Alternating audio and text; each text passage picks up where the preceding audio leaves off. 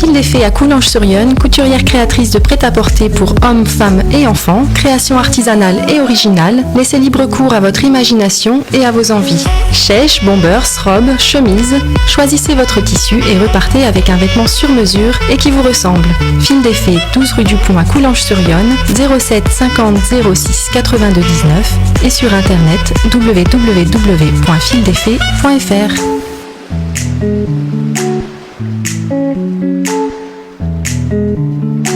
Bonjour à tous les auditeurs de Flotteur FM, bonjour Karine, bonjour Eva. Je vais vous lire aujourd'hui une chronique de Bruno Roche-Péris, thérapeute au sein du collectif Bien-être à Entrain, sur les mudras.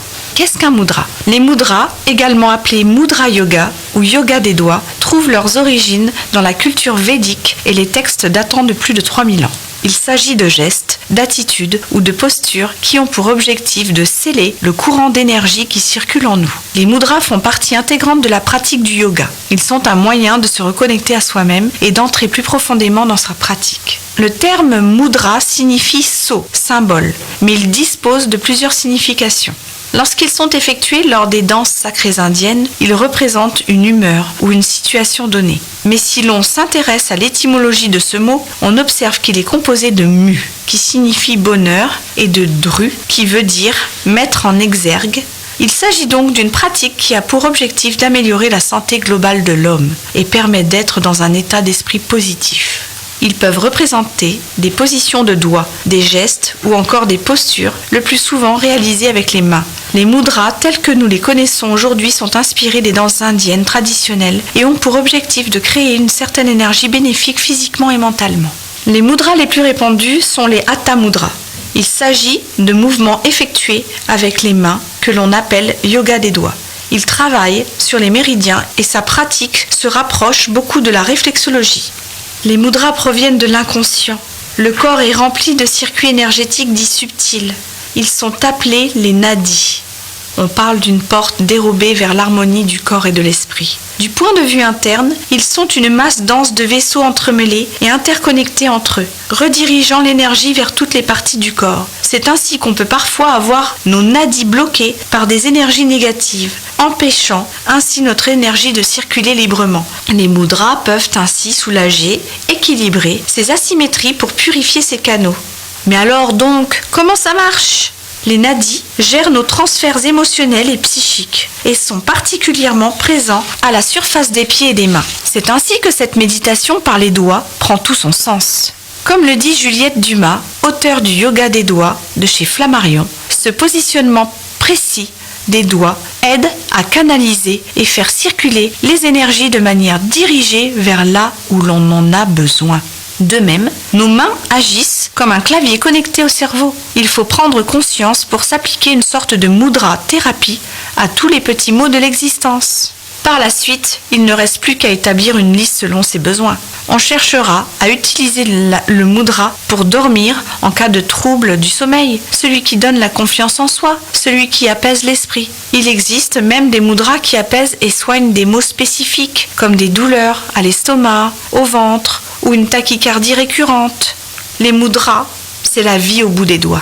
C'est donc en formant des figures avec nos doigts et nos mains qu'on peut générer de l'énergie. Il existe deux types de mudras principaux.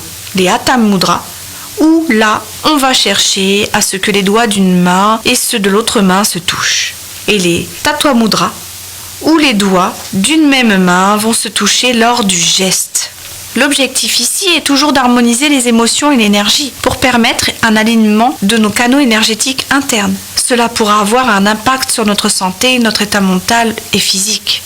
Quelles sont donc l'utilité et la fonction de chaque doigt ? En fait, au regard de la pratique mudra, nos doigts ont chacun un rôle précis. Ils sont chacun un centre énergétique élémentaire relié directement à une partie du corps. Le pouce est le feu et est relié au prana du plexus solaire. L'index représente l'air, il est lié au prana du cœur. Le majeur est l'éther et il dirige l'énergie de la gorge. L'annulaire correspond à la terre et contribue au prana médian du corps à partir du périnée. L'auriculaire, lui, c'est l'eau et il est relié au prana sacré, situé donc entre le pubis et le nombril.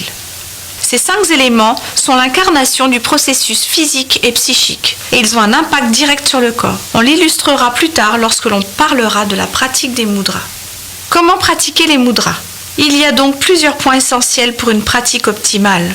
Tout d'abord, avant une séance, il est important de secouer légèrement les doigts entre eux, puis de frotter lentement ses mains pour chauffer les articulations et mobiliser les énergies. Les mudras peuvent entre autres se pratiquer lors d'une séance dédiée au yoga, lors d'une séance de méditation, d'art tibétain, dans la vie quotidienne, dans les files d'attente, les transports, tout ce qui est, par exemple, afin de s'apaiser, de réguler son rythme cardiaque aussi. Et surtout, ils peuvent se faire assis, debout, en posture, en mouvement.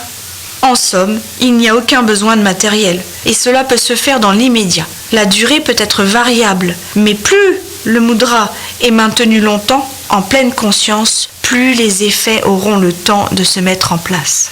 Enfin, il est nécessaire de choisir un mudra et de le pratiquer régulièrement pendant 21 à 40 jours afin de passer à un geste suivant.